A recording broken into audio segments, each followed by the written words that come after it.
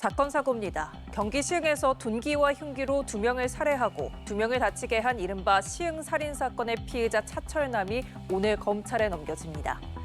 경기 시흥경찰서는 살인 및 살인미수, 절도 등의 혐의로 차철남을 구속 상태로 수원지검 안산지청에 송치할 예정이라고 밝혔습니다.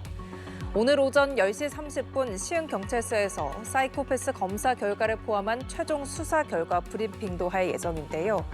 앞서 경찰은 차철남의 머그샷 사진을 비롯한 이름과 나이 등 신상 정보를 공개한 바 있습니다.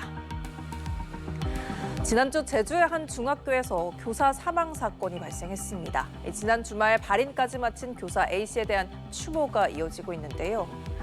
A씨의 제사 50명의 편지도 공개가 됐습니다. 이 편지의 내용을 자세히 한번 살펴보시면요. 선생님께서는 학생들을 위해서 헌신을 항상 해주셨다며 A씨에 대한 존경심과 안타까움을 표현했습니다.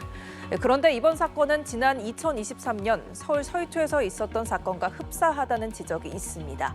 교육당국은 그동안 교사 보호 대책을 앞다퉈 내놨지만 현장에서는 여전히 겉돌고 있다는 지적이 나옵니다. 김나연 기자입니다.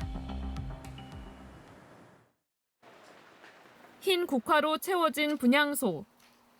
칠판엔 남은 제자와 동료들의 마지막 인사가 적혔습니다. 지난 2023년 서울 서희초 교사 사망 사건 이후 교육당국은 교권 회복을 약속했지만 지난주 제주에서 같은 비극이 발생했습니다. 서희초 사건 이후 전국 학교마다 민원 전담팀이 꾸려졌지만 현장 교사들은 여전히 민원 전화가 교사 개인 번호로 걸려오고 있다고 말합니다.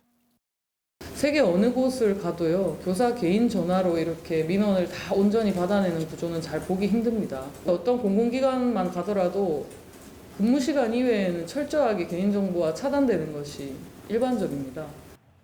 민원을 넣었을 때 교장, 교감, 현장실장님은 교실 안에서 무슨 일이 이루어지는지 정확히 파악할 수가 당연히 없거든요. 결국 담임교사가 경위서, 상담 보고서, 사실 확인서 등등을 다 작성해야 돼요.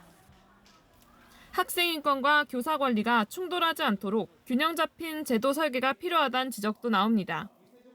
그 신뢰를 어떻게 회복할 수 있을까라는 측면에서부터 뭔가 출발을 해서 정책들이 다시 한번 만들어졌으면 좋겠어요. 보여주기식 말고. 지난 주말 발인까지 마친 교사 A씨에 대한 추모도 이어지고 있습니다. 제주교사노동조합은 홈페이지를 통해 교사 A씨 제자 50명의 편지들을 공개했습니다. 지금 이런 안타깝고 이런 일이 많이 이슈화되고 있는데 저희 선생님의 이런 좀 안타까운 일들이 좀 묻히지 않고. 경찰은 숨진 교사 A씨의 휴대전화를 포렌식해 학생 가족의 괴롭힘이나 협박이 있었는지 조사할 예정입니다. 서희초 교사 사건 이후 2년이 지났지만 우린 또 다른 교사를 떠나보내야 했습니다. 연합뉴스TV 김나영입니다. 마지막 사건입니다. 지난 2월 10일 대전의 한 초등학교에서 학교를 마치고 귀가하던 학생 김하늘 양을 무참히 살해한 명재환에 대한 첫 재판이 열렸습니다. 명재환 측 변호인은 명재환에 대한 정신 감정을 다시 요청했는데요. 자세한 내용은 이호진 기자가 전해드립니다.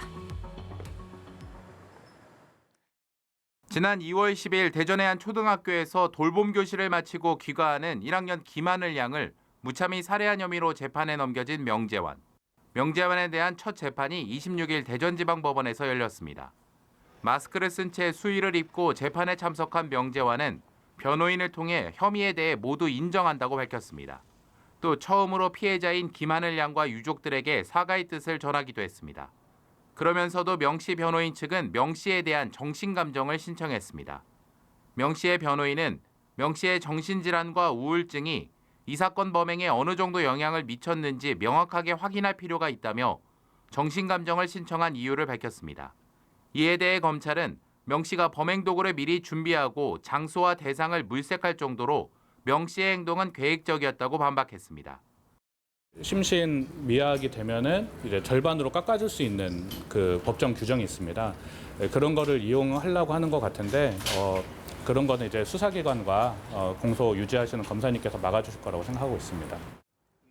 그러면서 명 씨의 엄벌을 요구하는 3,500여 명의 서명이 담긴 탄원서를 재판부에 제출했습니다. 또 다음 재판에서는 하늘양 아버지가 증인 형식으로 법정에 나서 진술을 하기로 했습니다. 재판부는 정신감정의 필요성을 판단해 다음 재판에서 결정하기로 했습니다. 명 씨에 대한 다음 재판은 30일 열릴 예정입니다. 연합뉴스TV 이호진입니다.